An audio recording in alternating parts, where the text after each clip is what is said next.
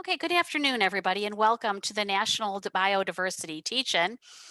Next on our lineup, we have Ted Penesis, and he's going to be talking to us about the Asian carp.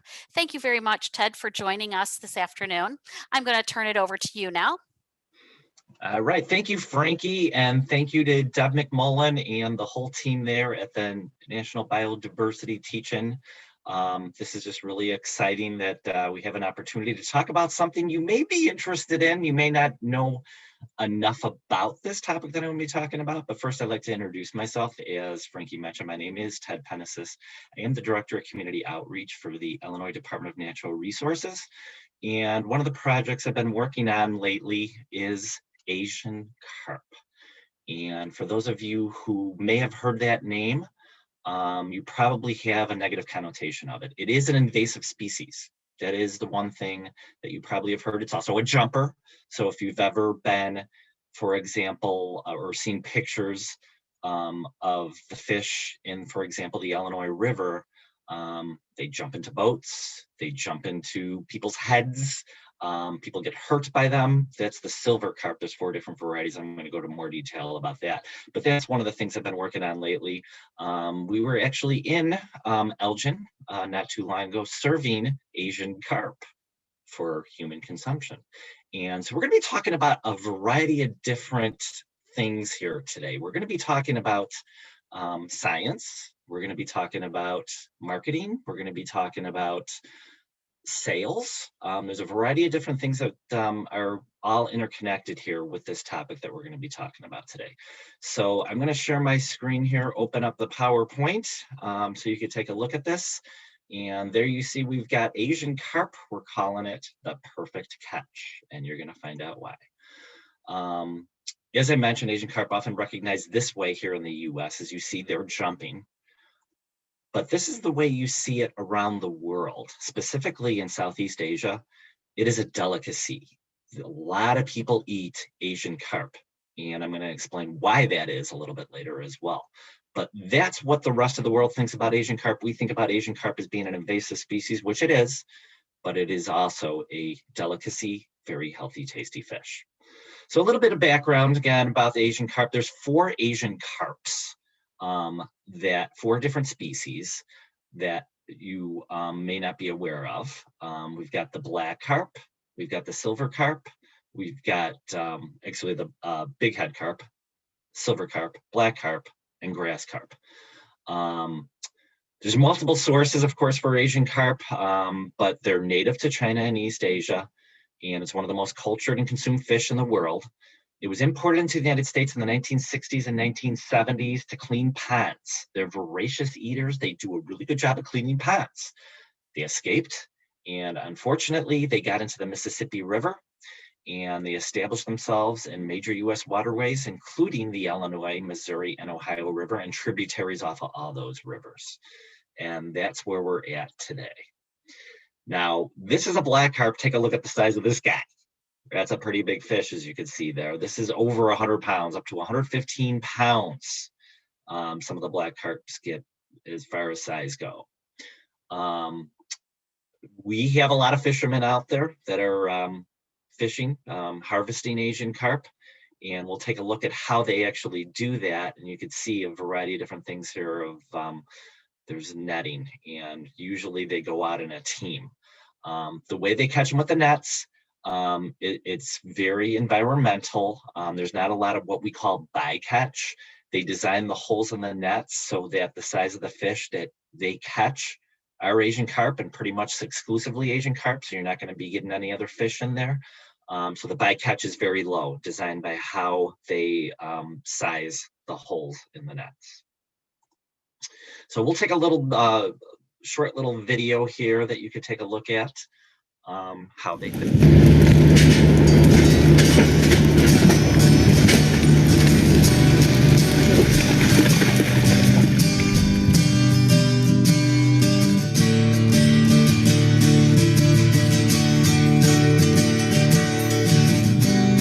So we're here in the first 2 weeks of March, and we're working in the Illinois River up by Morris, Illinois, using commercial fishermen to remove thousands of pounds, 40,000 pounds this week, of bighead and silver carp, or what we commonly call Asian carp. What you thinking of putting out, Sean? Roughly all how many 100 yards of net you guys put out? 1,000 yards here right now. To the bank. So the reason we use commercial fishermen, these are people who know how to catch bighead and silver carp in other areas of the Mississippi and lower Illinois River. We've been able to use their skill set to actually reduce populations in the upriver by 50% here in these moderate populations, and at the leading edge by over 68%.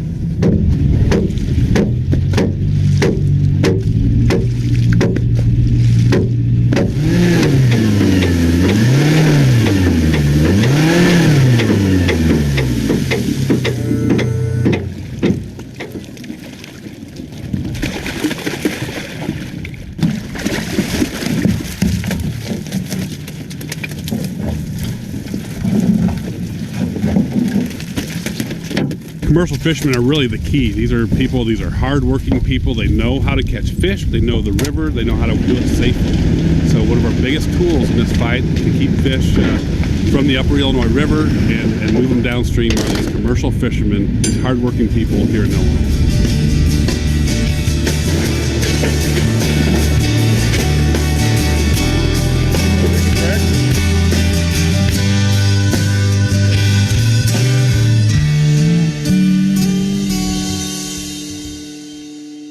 So that's the video, and then you're seeing the variety of different organizations that are involved, and I'm going to slide forward to the Asian Carp Regional Coordinating Committee. As you saw at the end of that video, there are 27 different U.S.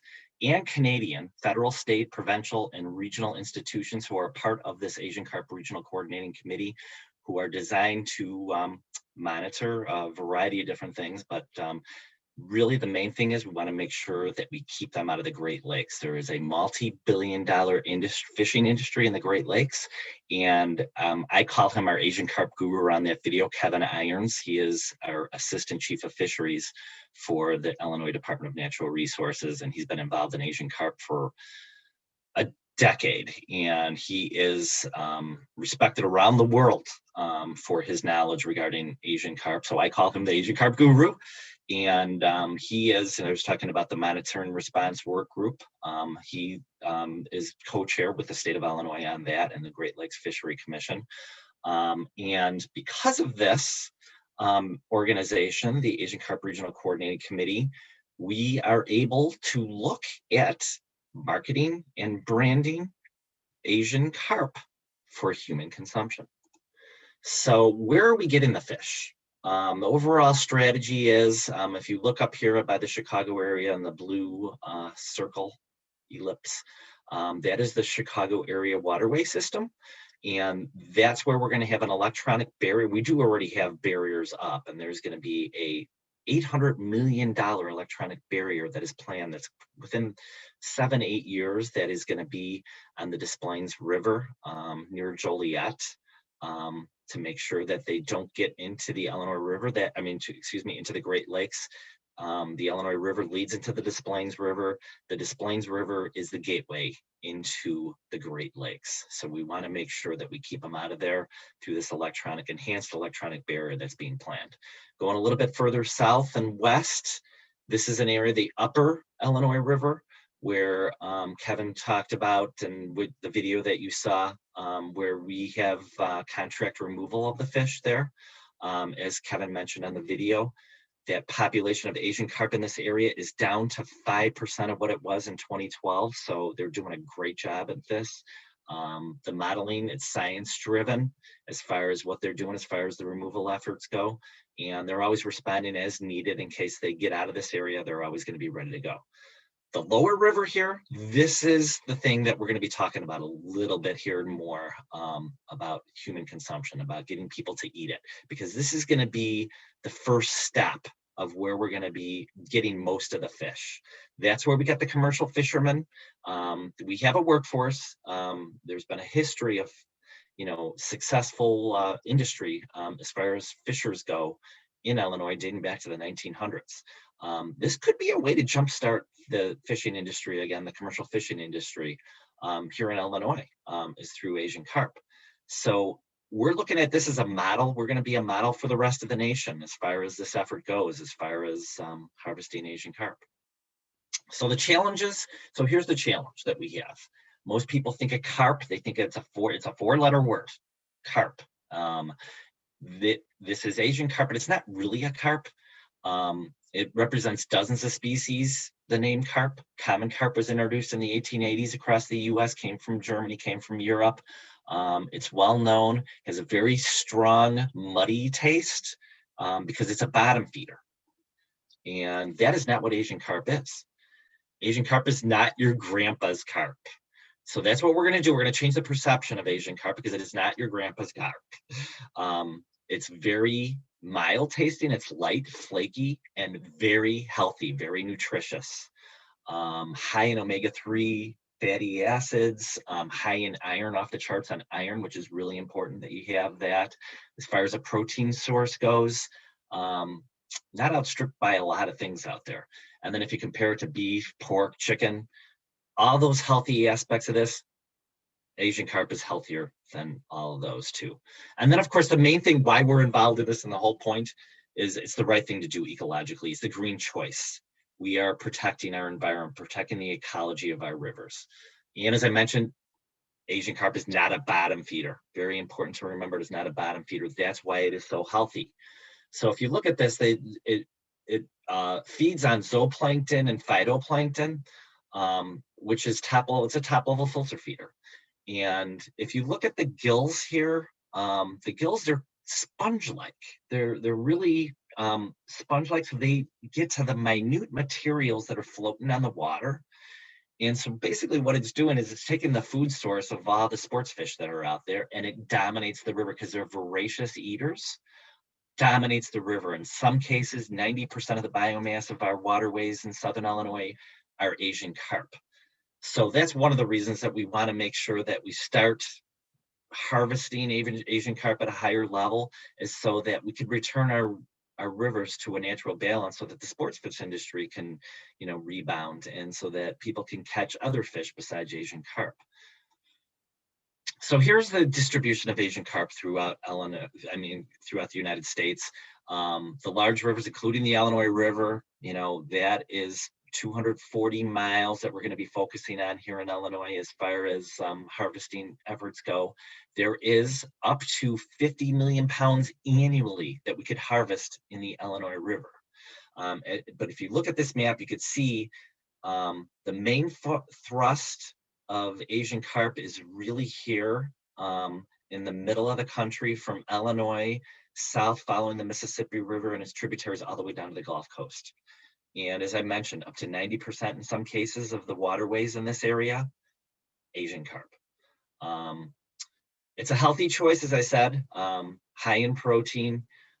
We've got that historic fishing identity here in Illinois, so that's why I think we're going to be successful, hopefully, at doing this, because we have the fishers that are ready to do this for us, and they're already starting and harvesting this Asian carp. Again, very nutritious fish, great source of protein, high in omega-3 fatty acids. It's a clean, top-feeding, freshwater fish, very low in contaminants and heavy metals, compares favorably to other commercially available fish such as tuna, cod, and orange roughy. And if you look at this chart here, check this out. This is just for mercury as an example. Look how low the silver carp, remember there's 4 different species of Asian carp. You got the silver carp and the big head carp. The majority of the fish that we're going to be catching are going to be silver carp, approximately 70%, probably more, and it's probably going to increase, of the fish that we're going to be harvesting in the Illinois River are going to be silver carp, and then you're going to have a smaller percentage of big head carp, not a lot of black or grass carp in the Illinois River. But look at those levels, look at those mercury levels compared to the other fish, compare that to orange roughy, compare that to tuna. Very, very low in mercury and other heavy metals, as I mentioned. The contaminant levels are really low compared to other commercially available fish. So we have an opportunity here. Eat well, do good. As I mentioned, the whole point of what we're doing here is to help our environment. So we want to eat well, do good. We have a key moment here to develop a public-private partnership to help solve this problem. So we created a marketing strategy to aid the industry and help to prevent the spread of Asian carp. We're combining two things in once here. We've had some proven success in dining halls throughout Illinois, but specifically the University of Illinois Urbana-Champaign. They've been serving Asian carp down there for quite a while. One of the things we're going to be looking at down there too is there is a high Asian population in at the University of Illinois in Urbana-Champaign, and for those who are from Asia, the one thing you have to know about Asian carp is it's a bony fish. There's a lot of little tiny bones, and coming from Asia, they don't have a problem eating and taking those little tiny bones out of there. So I think what we need to do, one of the things we're going to be looking at doing is possibly trying to get those Asian students to teach our American students how they can eat Asian carp bone in, because it is a very bony fish and they're so used to eating it with the bones in. We think that we have an opportunity here to help teach our students how to eat it with the bone in. So rebranding, we're looking at the rebranding here. As I mentioned, you're going to be getting a lot of learning lessons here in a variety of different fields. And one of them is the marketing field and the rebranding operation. We have already started. And we worked with our Asian Carp Steering Committee, which included the U.S. EPA, U.S. Fish and Wildlife Service, our Department of Commerce and Economic Opportunity here in Illinois, Southern Illinois University, Indiana Wildlife Federation, and Illinois Department of Natural Resources. That's us, part of the steering committee, to discuss the rebranding operation. We were able to contract a team of experts who were charged with rebranding Asian carp and to make it increasingly desirable for consumption. In turn, of course, the whole point of this is we want to help mitigate the ecological challenges of Asian carp. And provide another thing is one of the things we did in Elgin and a variety of other areas in the state over the past year, we held food relief efforts with Asian carp, and we got some great responses from people. There's a lot of people out there that are hungry these days, so that's one opportunity that I think we can take advantage of to help those who are hungry. We conducted outreach with a variety of other Illinoisans across Chicagoland, and 75% of them considered fish one of their favorite foods. I don't know how you feel about fish. I'm not a fish eater, but I will tell you this. Neither is my wife. We tried Asian carp because it's very mild tasting. It's all how you, what ingredients you use. So if you're, like it's kind of a blank slate for some people, especially like some big top level chefs that we're going to be working with. It's kind of a blank slate because it's so mild tasting. Whatever recipes you have for chicken, for beef, for pork, or for other fish, it absorbs those ingredients. And so in a lot of cases, it doesn't taste like fish. It doesn't have a fishy taste or smell, which is people are really surprised by. They hear Asian carp and it's not fishy, it doesn't taste fishy, it doesn't smell fishy. That is correct, it does not. So 78% of the people that we did outreach with did consider fish as one of their favorite foods. 28% of them, have a favorite restaurant that specializes in fish. So basically we were looking at fish lovers, and when describing their habits as far as eating, they want something that's healthy. They want something that's indulgent, something that they're going to enjoy, something that's clean. Those are all qualities of Asian carp.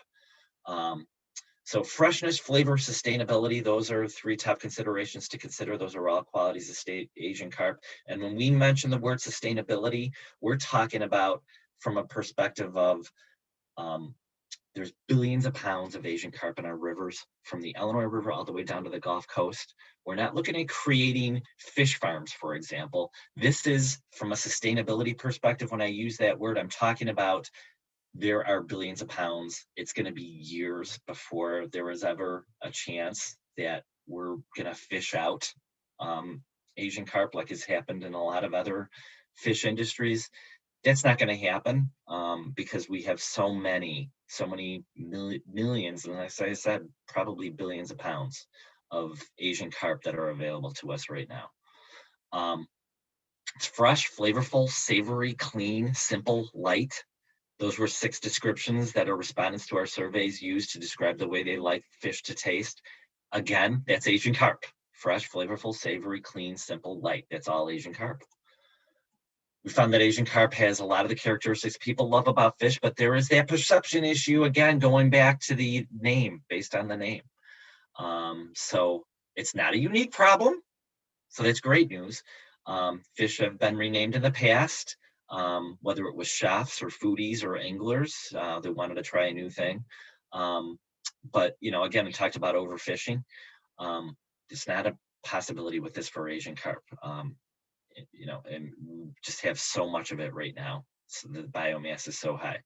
So in a lot of cases, people are just looking for something new to eat. And I think we have that opportunity to provide that. All right. So what's this word? A hookatao. What is that? Well, that is, if you look at the picture, that is the avocado.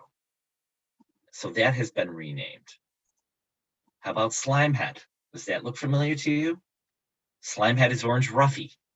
So names have been changed in the past for products, food products, as you see here on this list. Avocado was also called alligator pear. They changed that name to avocado. Chinese gooseberry is kiwi. Here's one of my favorites, the Patagonian toothfish. Wouldn't you just love to eat a Patagonian toothfish? I sure wouldn't, but I have, because it's Chilean sea bass, which is actually a cod. Goosefish was renamed to monkfish. Slimehead, as I mentioned earlier, orange roughy. Dolphinfish, who wants to eat a dolphin? It's not actually dolphin, it's mahi-mahi. Horse mackerel, who wants to eat a horse? That's king mackerel. Stumptown is whitefish. So there's a variety of different names that have been changed for food products in the past. And so that's what we're looking at doing for Asian carp. We've got a marketing team that we've assembled. They're collaboratively designing a new brand identity for this fish based on its true characteristics. As I mentioned, clean, healthy, all those things describe Asian carp. We've done a lot of market research, market testing on all of the rebranding operation. And we're not, we're embracing transparency here.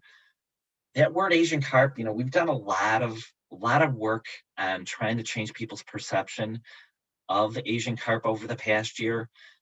So people are getting a better idea of what Asian carp is based on what we're doing. So we're not hiding the fact that this is Asian carp. I don't want to do that, because I've done a lot of work in the past year to try to change people's opinion of Asian carp and make sure that they're aware that is a healthy and tasty fish. So we're not going to hide that. We're not going to hide the ball on that. But our rebranding team, they've come up with a toolkit. So we'll have some stories to tell about Asian carp. We're going to have a new name, which we're not going to release. You're not going to hear that until the summer. We're going to create a variety of different items here, as you see here, for food processors, retailers, chefs, restaurateurs, food service, food advocacy. They're all going to be able to get this toolkit. So we're preparing for a national launch. So come this summer, you may be hearing a lot more about Asian carp, because it's going to have a new name. We're going to rename it. It's going to be whatever that new name is, but it's also going to be Asian carp. Like I said, we want to be transparent here. But for a lot of people, the name Asian carp, especially that 4-letter word carp, they can't put that on a menu. So we're going to come up with a new name for this. And it's in the vault.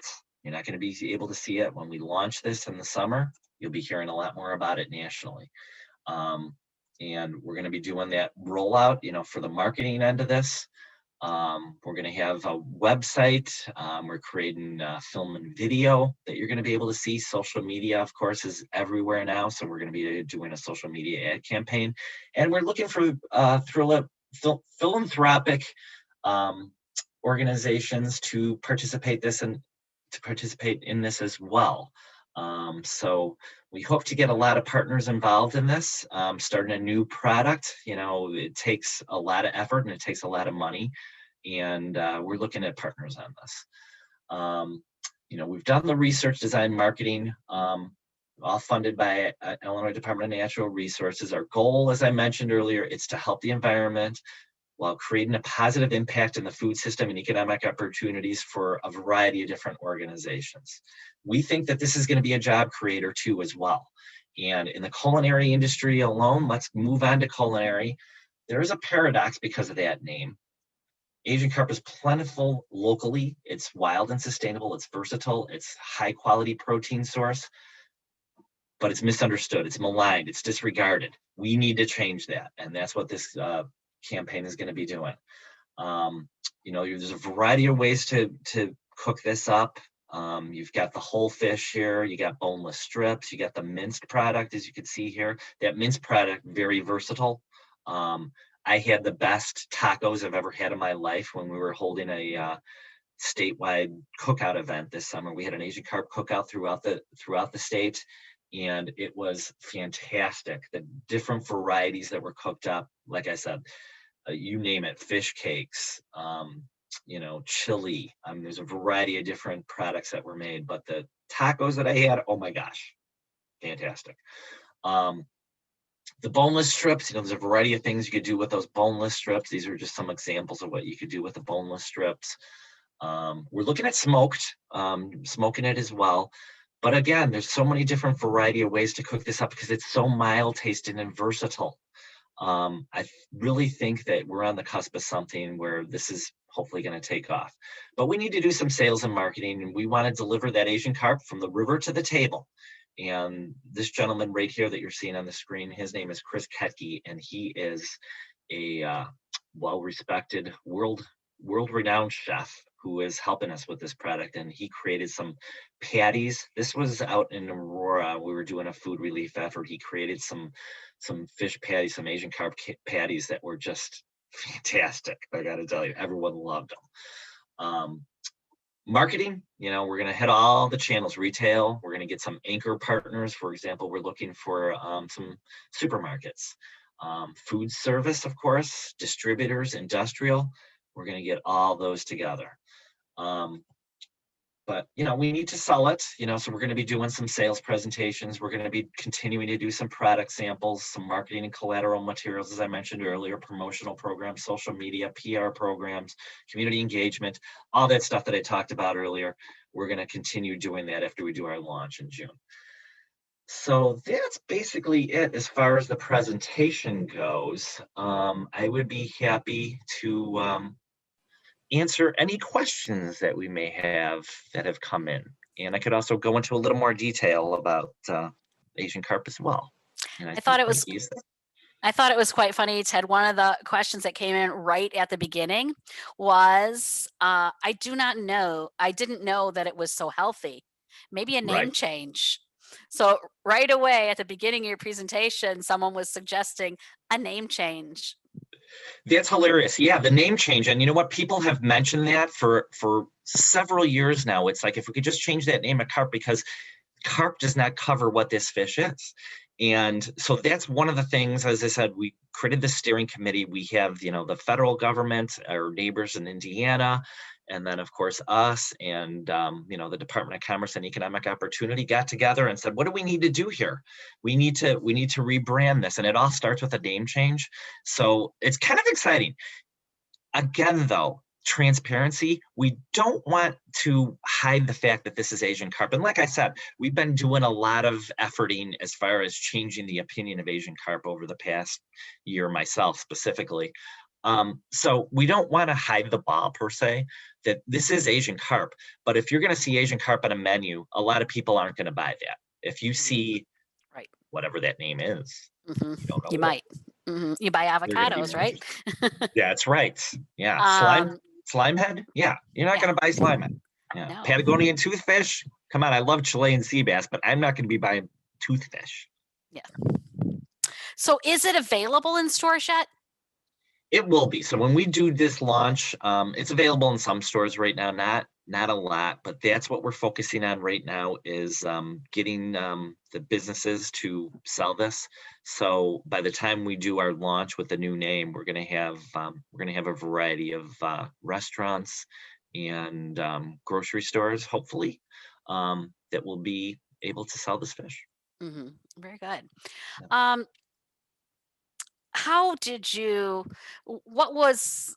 When did you first become interested in the Asian carp, and what triggered your interest? Okay, that's a very good question. So how I got involved with Asian carp. So I've been with the Illinois Department of Natural Resources for a little over a year and a half now. I had been aware and have known about Asian carp, though, you know, for a decade, like a lot of people have, in a lot of the negative connotative ways. but the more I learned about it, the more I was like, this for some reason, it's just people have that opinion, and I'm talking, 5-star chefs. They think that Asian carp is a bottom feeder, is your regular common carp. So I was like, okay, so when I started this job, my main focus is, as far as director of community outreach, I'm looking at, youth, trying to get youth more involved, and mainly our underserved audiences, like in minority communities, and, Elgin, I think, is one area that I want to work on. So I've been doing a lot of, previously was doing fishing derbies, different types of events that focused on youth. And then guess what happens? A pandemic.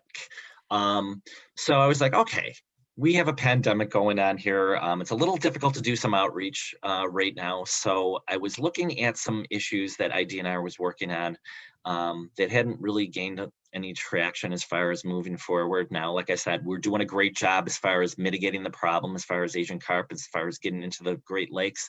We've really lowered the odds of that happening. We've really dropped the population, leading into that leading edge has really dropped. So IDNR has done a great job, but we haven't really gotten over that hump where it's like we could really just take the millions and millions of pounds out of there as we move down to the Illinois River. And then, like I said, we could go all the way down to the Gulf Coast. So I was like, what can I do to try to help move this along and try to get something going? And so the human consumption market, I always thought was something that was available and would be possible. But it all goes back to that name. So that was really interesting. I mean, it was like, I didn't have to get involved with this issue. It was a challenge for me. Quite frankly, it was a challenge. I thought it was a challenge and something that can be accomplished. Now, like I said, we've been working on this for a decade, and it's not just us here in Illinois. There's a variety of states that have been working on this. So I don't want to say that, we're going to be totally successful at this because, there's history here that where it hasn't happened. But I think, starting off where we could get a name change, if there's a possibility that we could get that name changed, I think that's a new ball game. I think that's the game changer. Because if we come up with a name that's palatable to people as far as finding it on a menu, and the other thing too is, I mean, we need to have partners in this, and we have some big time chefs who are interested in participating with us. And, if we get the buy-in from them and some of these bigger, food manufacturers and organizations, I think that would go a long way towards getting buy-in from the general public. Because if these big time chefs think this is something that's worthwhile, it's going to filter its way down in the industry and then also to the general public.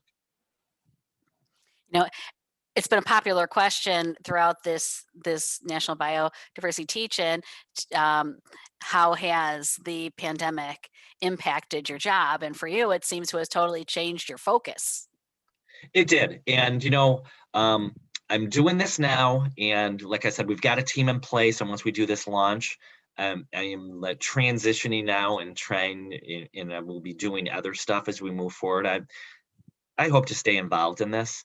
But it was like, you get handed lemons, you make lemonade. It's the same thing with Asian carp. Maybe we call it lemonade for a new name for Asian carp. No, but you get handed lemons, you make lemonade out of it. What can you do to make the situation, better? And I think that's the way you have to look at life. You're always going to be handed challenges. And what you do with those challenges and how do you react to those challenges is what's going to be, make you successful in life. And I think that's a lesson that everyone can learn from this pandemic. I mean, this is horrible. I never would have expected something like this to happen. Oh. And it's, knock on wood, things seem to be turning here very well. Where we're going to be getting out of this pandemic. I'm keeping my fingers crossed. I'm holding events. My first event that I'm going to be holding is going to be on June 12th. Not in Elgin. It's going to be in another location, but I'm looking at doing some stuff in Elgin as well.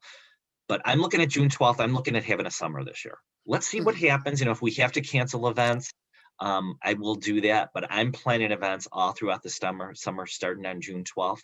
And I'm pretty confident, with the number of vaccines that are going to be manufactured, the distribution levels that we're seeing. Keep those fingers crossed. I think we're going to have Yes. summer. That's a good time to get into the waterways and get the fish. Yeah, absolutely. Here's a question from Facebook.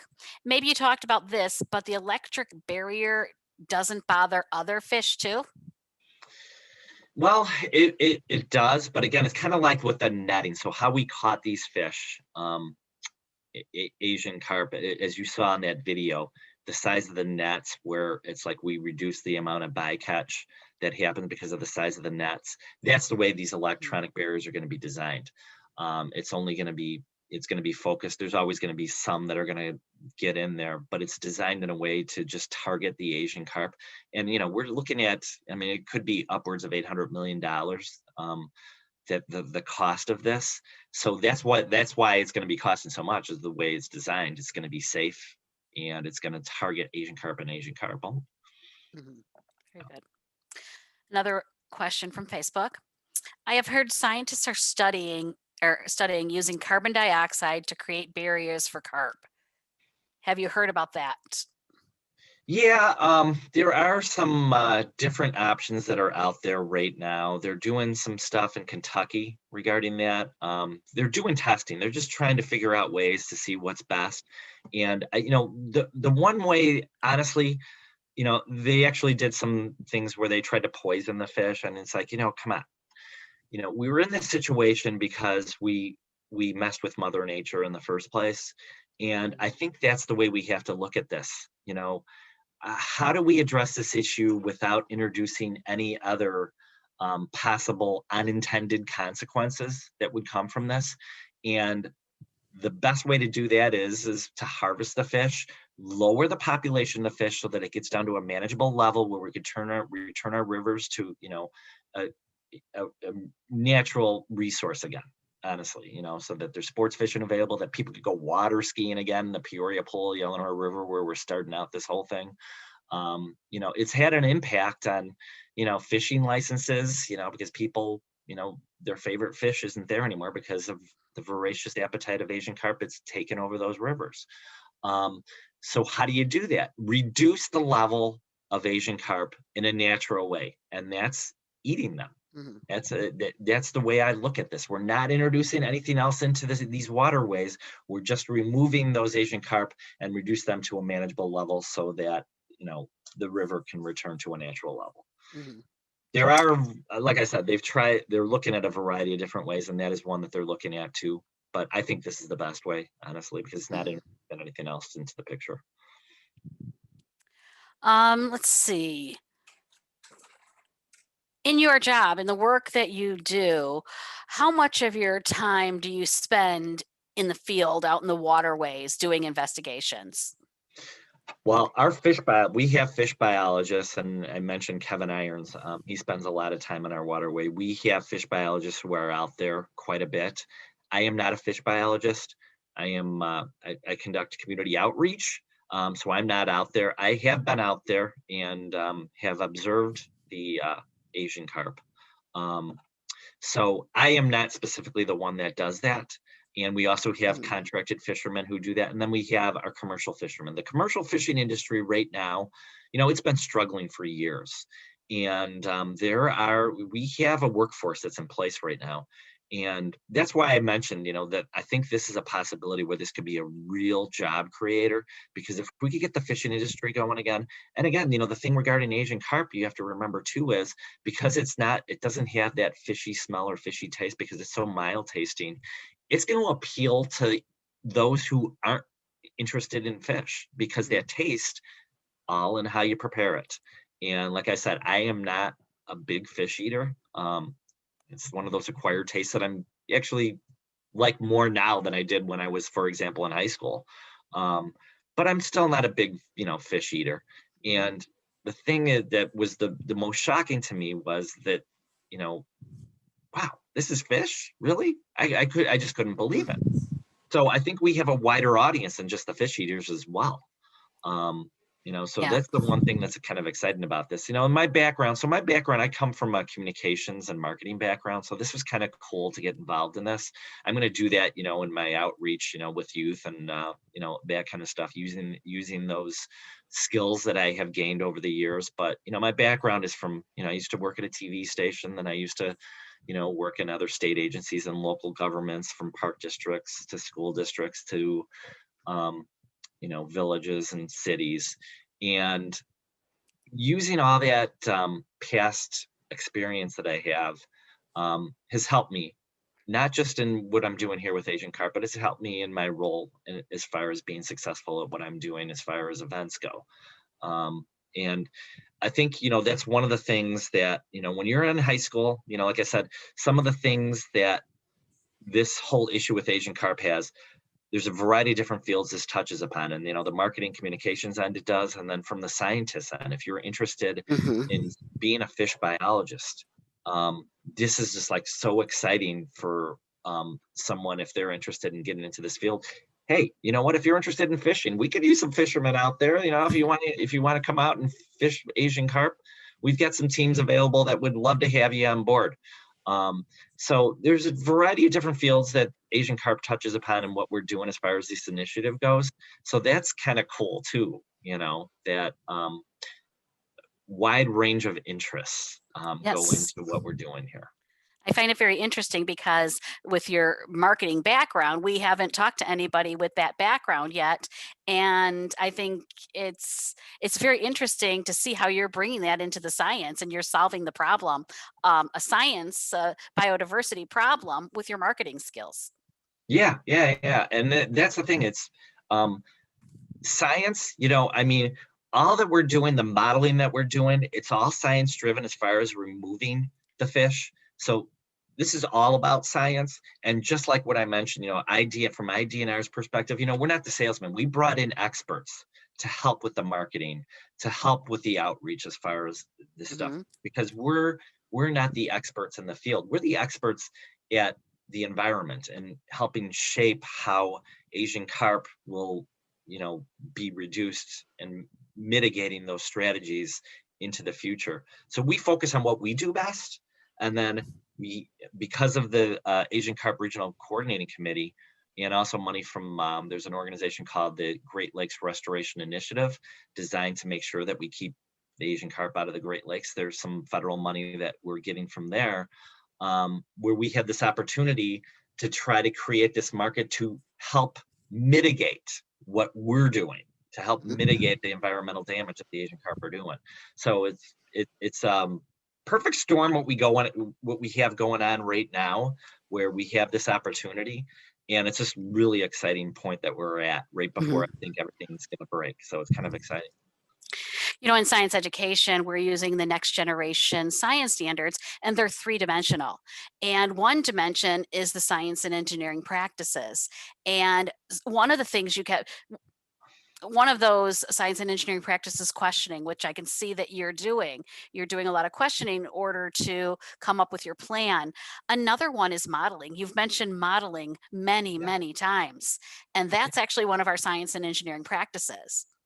Right. Communication is one of our science and engineering practices, and it's nice to hear all of those things. It's not just, we have a hard time, because we're in a pandemic, many kids or parents don't feel like the students are doing science because they're not doing the experimentation, but that's just one of the science and engineering practices.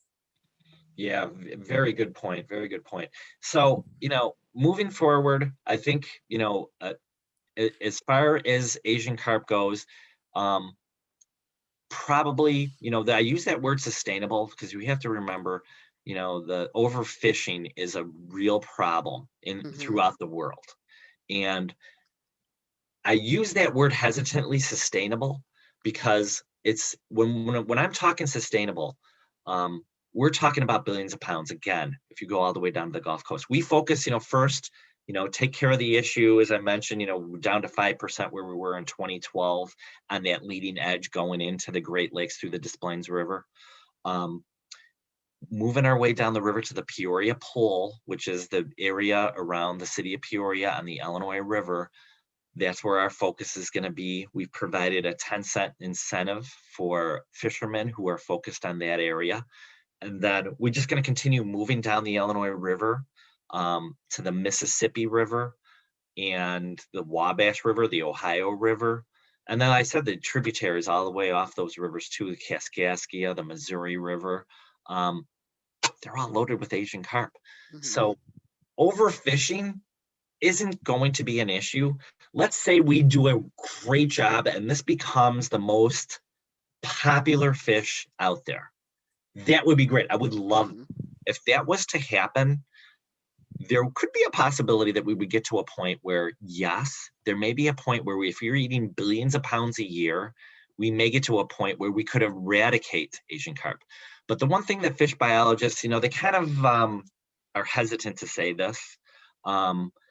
But once Asian carp get established in a river, they kind of think that it's kind of hard to basically get rid of them completely.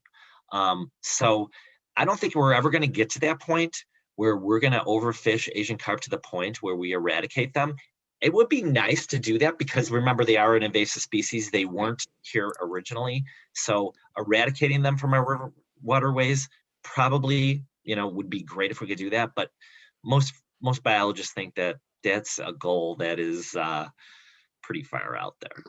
I don't know if we're ever going to get to that point. Do we have issues in the Fox River with the Asian carp? We do not. There is a dam. So the Fox River is a tributary of the Illinois River, and there is a dam just north of the Illinois River that is keeping them out. So we don't anticipate them getting into the Fox River. You never know. But really, it's everything south of there. All the waterways south of the confluence of the Fox River and the Illinois River, going all the way down to southern Illinois. Most of the waterways south of there do have Asian carp, but not the Fox River. Knock on wood again, due to that dam just north of the confluence of the Illinois River. Let me take a look and see if there are any more questions online.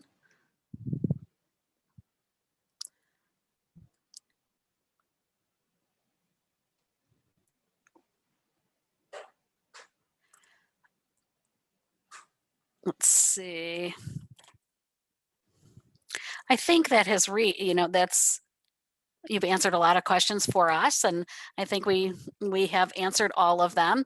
I thank you very much for your time. This has been very interesting. I'm going to be interested to see where this goes in the next couple of years, and I hope that you'll join us again next year and give us an update on where you are at. Yeah, that would be great. What's happening with this. Yeah, I would be happy to do that. And that's what I keep telling people. It's like, this whole process, it's like one step forward, one step back. There's been a lot of challenges in this whole venture that we've been doing. But, it's like the infinitesimal step forward. You just keep moving forward. And so I always tell people, I was like, look at where we were last year and look at where we are today. And then, yeah, we have done quite a bit. It doesn't seem like it because it seems like once we get focused on something, it's like, no, we can't do that. We're going to have to do something else. And that's been the process the whole way through. So it would be really exciting to see. I would love to come back next year and tell you, wow, look at all the Asian carp out there and look how much people have enjoyed the fish.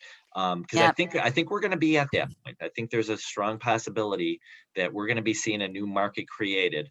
And that's kind of exciting. The thing that's most exciting about it, honestly, from an IDNR perspective, is that we're solving an ecological disaster in our river. And at the same time, we're creating a new industry. You would be creating a totally new industry and creating jobs for people. And it seems like it's mainly in the Midwest, in this area here. So it seems like a good... Locally sourced. It's a locally sourced fish. So that's also good from an environmental perspective. And yeah, I did mention, as far as being a job creator, I foresee if once this takes off, directly supporting. So, we have a fish processing plant right on the river, since we started this in the past year, called Source Freshwater Company. That's a company that has just started. We have formed the Midwest Fish Co-op, the first of its kind fishing co-op. that was created here in Illinois. Just a small number of jobs there that have been created, but once this gets ramping up, I could see directly in just those two alone a lot of jobs being created, and then just go into the food industry and how many jobs will be created indirectly once we get this new industry up and started. We're talking minimum hundreds. I mean, I'm thinking, ultimately thousands of jobs. Maybe by this time next year, I'll be telling you that this is how many jobs have been created, 100, 200 jobs. And then 2 years from now, thousands of jobs.